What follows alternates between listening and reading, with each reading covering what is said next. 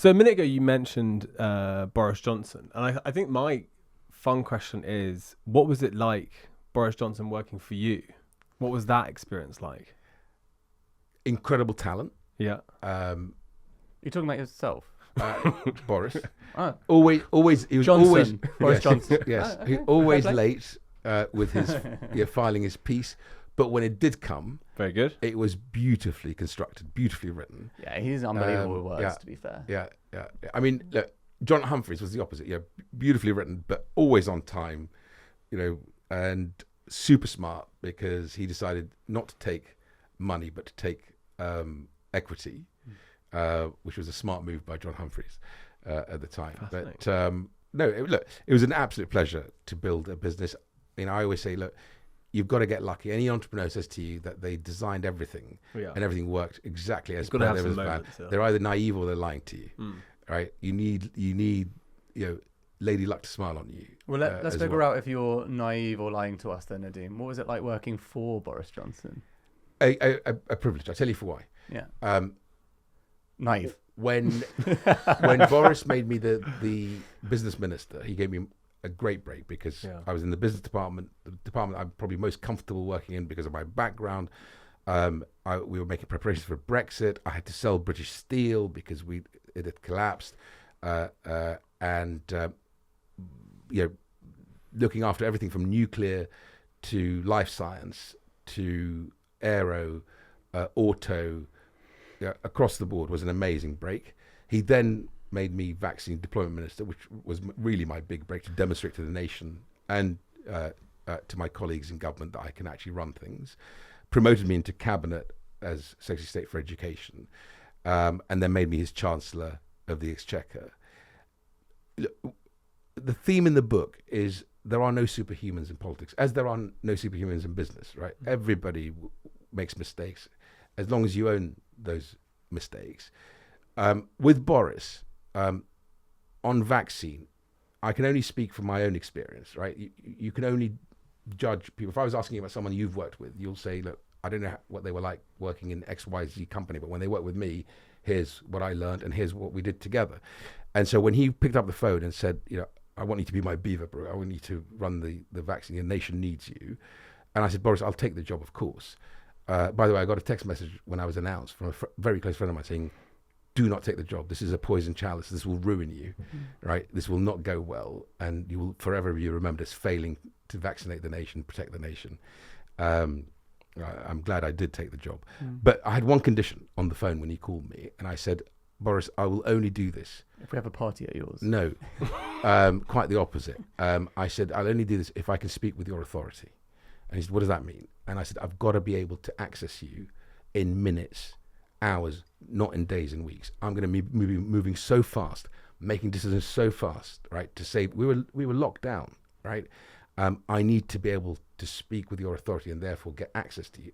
And he was good to his word.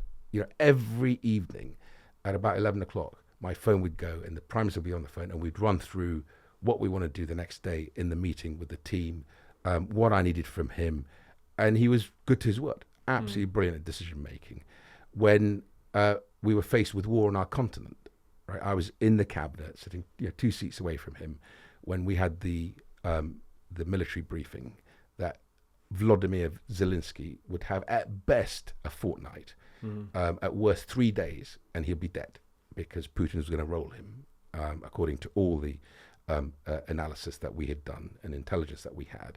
And Boris banged the table and said, we put everything in now. Doesn't matter if the guy's got 3 days and we've got to take his carcass out of the country, but we're going to try everything we can to stop Putin from this aggression.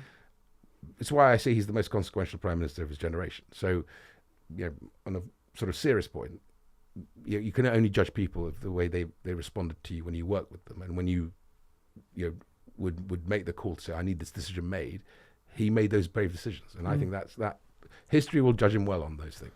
What's it being like working for so many prime ministers? Just the revolving door, just never seen anything like it.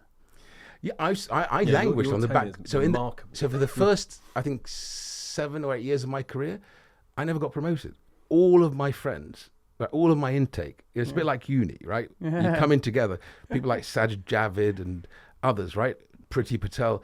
They all sort of went straight through. PPS, junior ministerial role, Minister of State, into cabinet, and I'm sitting there going, "What have I done wrong here?" Right? And I couldn't get promoted, and then can I just ask? Do you think a part of that was your success and wealth? So actually, what was interesting was stories, Saj said to me, because he's successful and is wealthy, True. he said, Nadhim, because he worked at Deutsche, big institution, before entering politics. He said, you got to get better at managing up.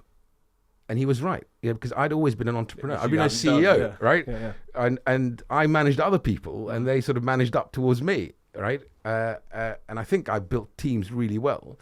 And I guess I just felt that in politics, if I apply the same principles as in business, i.e. do my job well, build a small team that really looks after my constituents really, really well, right? And then demonstrate that I can do well on things like the business committee, where I interrogate Paula Venables over the post office stuff, then people will notice, right? And they'll say, right, let's give him a chance. But it doesn't work that way. You had to sort of almost find a patron. Sajid attached himself to George Osborne very quickly, and then that helped him rise through the ranks.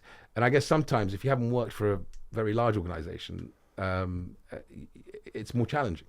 Do you think part of your ability to therefore finally get that break actually was a coincidence that you'd worked with Boris in the past? Possibly. Yeah. And I think he's just at least able to see through the fact that the narrative of, well, if you're wealthy, it's difficult. It's like, you need the best man for the job, and I've got good experience working with you. So I think it was, I was told that it was his then chief of staff who said to him, actually, I think the best person to do this job would be Nadhim, because we need someone with business experience, and that can sort of try and really take this vaccine deployment program and pull it together. Because what we had to do was pull the supply chain side, right, and the deployment.